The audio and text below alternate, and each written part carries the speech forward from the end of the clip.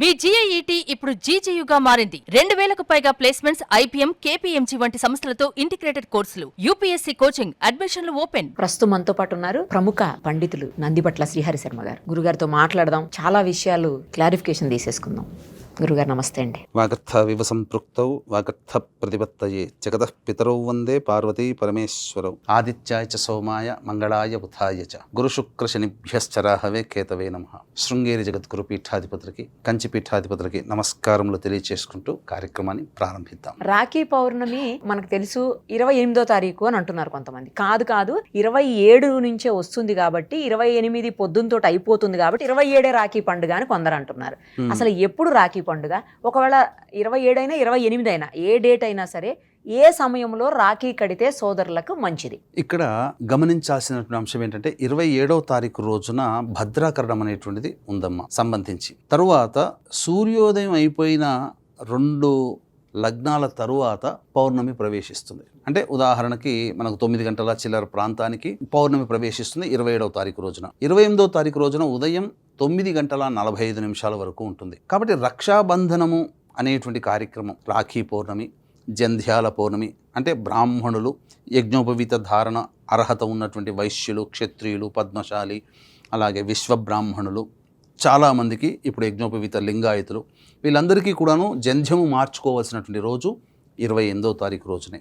27వ తారీఖు రోజున రాఖీ కాదమ్మా. పౌర్ణమి ఉన్నప్పటికీ కూడా 28వ తారీఖు రోజున మాత్రమే రాఖీ పౌర్ణమి పండుగ అనేటువంటిది జరుపుకోవాలి. అయితే ఈ రాఖీ పౌర్ణమి పండుగ జరుపుకునే విధానము కూడా మనకు శాస్త్రంలో చెప్పబడి ఉంది. అంటే ఇక్కడ అర్థం చేసుకోవాల్సినటువంటిది రక్షాబంధనము అంటే ఒక స్త్రీ ఒక పురుషుడికి రక్ష కడుతుంది అని అంటే దాని అర్థము జీవితాంతము నన్ను కాపాడు లేదా నన్ను రక్షించు అనే ఉద్దేశమే కదమ్మా. ఒక సోదరుడు ప్రేమ ఎల్లప్పుడూ నాకు ఉండాలని చూపించేటువంటి విధానంలో 2 విశిష్టమైనటువంటి పండుగలు మనకు ఉన్నాయి.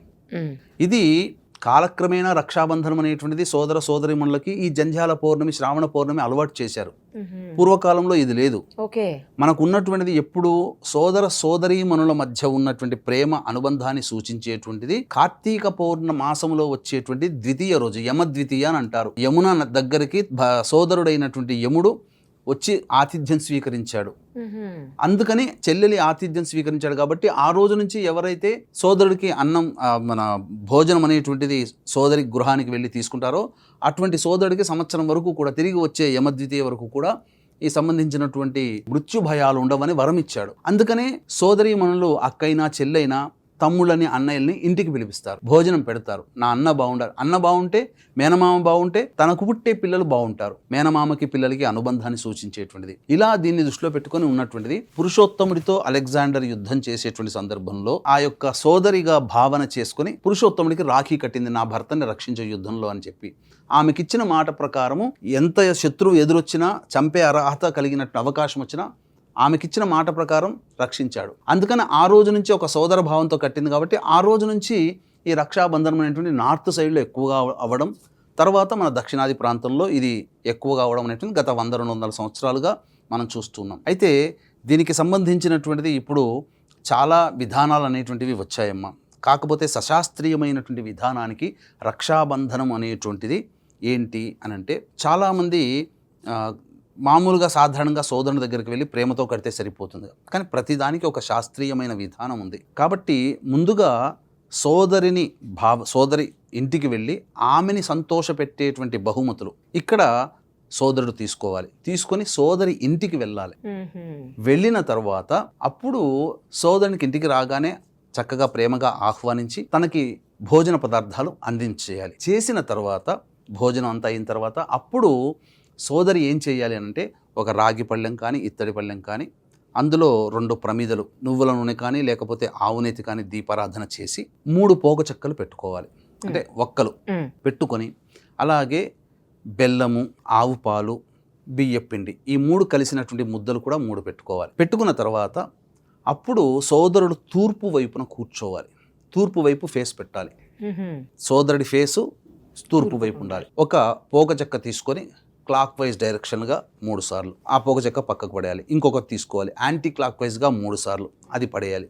ఇలా తిప్పేసేసి తర్వాత ఇంకొక పోక చెక్కతో పైనుంచి కింది దాకా దిగదుర్చాలి, తీసివేయాలి.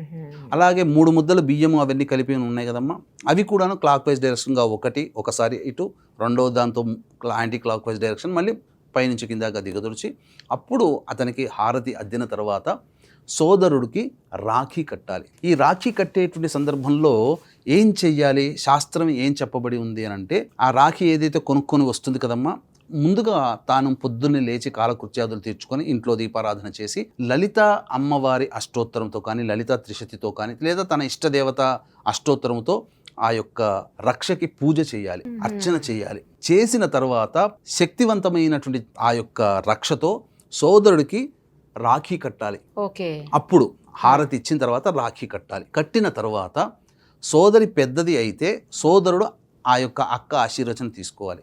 సోదరుడు పెద్ద అయితే చెల్లెలు సోదరి అన్న ఆశీర్వచనం తీసుకోవాలి. తీసుకున్న తర్వాత కట్టేటప్పుడు కూడా ఏం చెయ్యాలి అని అంటే, బలిచక్రవర్తిని బంధించగలిగినటువంటి శక్తులు ఏవైతే ఉన్నాయో అవన్నీ కూడా ఇందులో నిక్షిప్తమవుగాక, అంటే నీలో ఉన్నటువంటి దుష్టశక్తులన్నీ కూడాను ఈ రక్ష కడుతున్నాను, ఈ రక్షలో నీ యొక్క దుష్టశక్తులన్నీ బంధింపబడాలి అనేటువంటి ఉద్దేశంతో ఆ యొక్క రక్ష కట్టి అప్పుడు ఆశీర్వచనం తీసుకోవాలి, ఇవ్వాలి లేదా తీసుకోవాలి. ఈ విధంగా చేయాలి. అయితే ఇక్కడ సమయం అనేటువంటిది చాలామందికి కన్ఫ్యూజన్ అనేటువంటిది, ఏ సమయంలో కట్టాలి అనేటువంటిది. పైగా గ్రహణం కూడా ఉంది, మన భారతదేశంలో వినిపిస్తుందా కనిపిస్తుందా అనేటువంటిది. మన భారతదేశంలో ఈ యొక్క గ్రహణం అనేటువంటిది కనిపించడం లేదు. కనిపించని గ్రహణానికి ఎటువంటి ఆచారాలు నియమాలు పాటించాల్సిన అవసరం లేదు. నిరభ్యంతరంగా 28వ తారీఖు రోజున మనము చక్కగా రక్షాబంధనం అనేటువంటిది కార్యక్రమం చక్కగా మహిళలందరూ కూడా సోదరులకి చేసుకోవచ్చును. ఇక అందులో ఏమాత్రము కూడా ఇబ్బంది పడాల్సిన అవసరం లేదు. విదేశాలలో ముఖ్యంగా అమెరికా లాంటి నివసిస్తున్న మన భారతీయులు, అమెరికా, యూరప్ ఖండము, అలాగే సౌత్ ఆఫ్రికాలో ఈ యొక్క గ్రహణ ప్రభావం ఏర్పడుతుంది కాబట్టి సంబంధించినటువంటిది ఏ సమయంలో అక్కడున్న వాళ్ళు ఏ సమయంలో చేయాలి అనేటువంటి ఆలోచన కూడా వస్తుంది. 11:27వ తారీఖు రోజున వాళ్ళు గ్రహణం వాళ్ళకు వస్తుంది కాబట్టి వాళ్ళు ఆలోచించాలి ఏ సమయంలో కట్టాలి అనేటువంటిది. 11 గంటల అంటే అమెరికా కాలమాన ప్రకారము 11:58 ఈ సంబంధించినటువంటి భద్రా తిథి ఉంది. ఇది అమెరికా కాలమానానికి మనం చెప్పుకుంటున్నామమ్మా 11:58 వరకు. కాబట్టి 12 గంటల నుంచి 1 గంట మధ్య కాలంలో అపరాహ్న సమయము అభిజిత్ లగ్న సమయం అది. ఆ సమయంలో అమెరికాలో నివసిస్తున్నటువంటి భారతీయులు ఎవరైతే ఉన్నారో వాళ్ళు రక్షాబంధన కార్యక్రమం అప్పుడు చేసుకోవాలి. అది సబబు. శ్రాద్ధాది గ్రహణం ఉంది కదా, రాత్రి 10 గంటలకు వస్తుంది, 27వ తారీఖు రాత్రి 10 గంటలకి వాళ్ళకు వస్తుంది. కాబట్టి శ్రాద్ధాది కార్యక్రమాలు చేసుకోవాలంటే నిరభ్యంతరంగా 2 గంటల లోపల శ్రాద్ధాది కార్యక్రమాలు జరిపించుకోవాలి. ఎందుకంటే 7 గంటలు వ్యవధి అనేటువంటిది ఉండాలి గ్రహణానికంటే ముందు. గ్రహణ శూల ప్రారంభమవుతుంది కాబట్టి 2 గంటలు లేదా 1 గంట లోపల శ్రాద్ధాది కార్యక్రమాలు అక్కడ ఉన్నటువంటి భారతీయులు ఆ రోజున తల్లిదండ్రులకు చేయాల్సి వస్తే అవి చేసేసుకోవడం.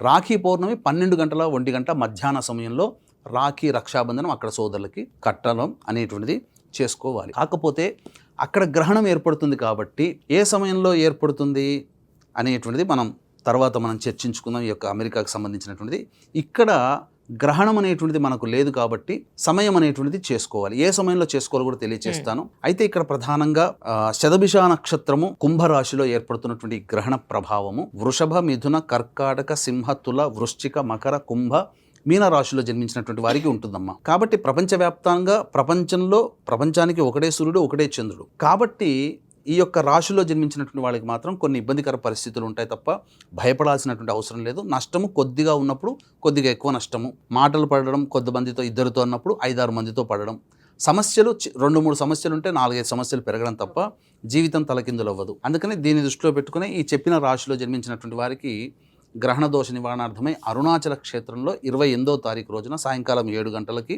ఈ గ్రహణ దోష నివారణ పూజలు, హోమాలు, జాతకరీత్యా కలుగు అన్ని రకాల సమస్యలకి సర్వదోష నివారణ పూజలు, హోమాలు, శనిదోష నివారణ పూజలు అనేటువంటివి సాయంకాలం 7 గంటలకి ప్రారంభమవుతాయి 28వ తారీఖు రోజున. అవకాశం ఉన్నటువంటి వాళ్ళు 7 గంటల లోపల స్క్రీన్పై కనిపిస్తున్న నెంబర్కి కాంటాక్ట్ చేసి గోత్రనామాదులు నమోదు చేసుకోవచ్చు.